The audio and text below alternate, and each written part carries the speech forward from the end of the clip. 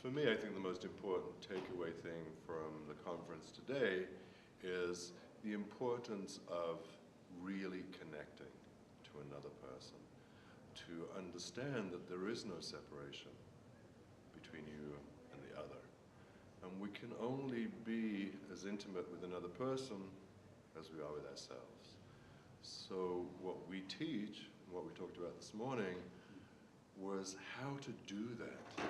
Even if it's a simple thing like bringing your awareness to your breath, bringing your attention to what is happening in this present moment, in each moment, that we can become aware of that and really notice where we are.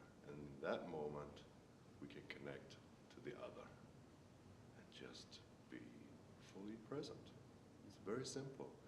And it's the most difficult thing to do because we're not trained to do that.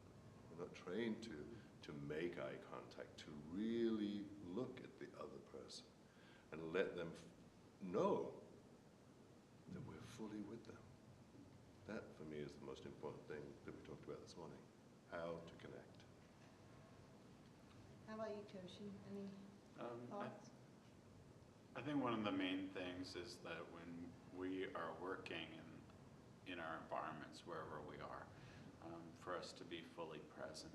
And for us, I think that one of the greatest compliments we ever received was one of the oncology doctors said, oh, you know, when your students are on the floor, they're so different. And I said, well, how are they different? And he said, well, I'm not really sure. And I said, well, I'd love to know. And he said, well, actually, it's a funny thing, but when they're walking down the hall, you can actually feel them walking down the hall.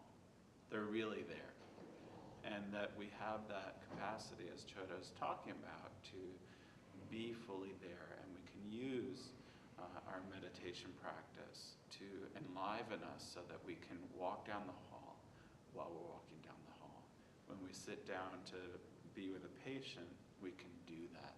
We can just be there sitting with a patient and not being distracted. When we're caring for someone, we can just be there and intimately caring. And that's so rare in this world, to have people who can really just do and be fully embodied where they are. And meditation practice is a wonderful tool to help us to do that. Can you speak for another moment or two about your work at the Zen Center? Can you explain the work that you actually, for a practitioner that might be watching this, what the two of you are doing, trying to accomplish there? Well, the main work that we do three things. We do have education programs, direct care with some of the New York's leading hospitals, New York Presbyterian, Beth Israel Medical Center, and Visiting Nurse Service Hospice. And we train people to bring their spiritual practice into caregiving so they don't see it as separate.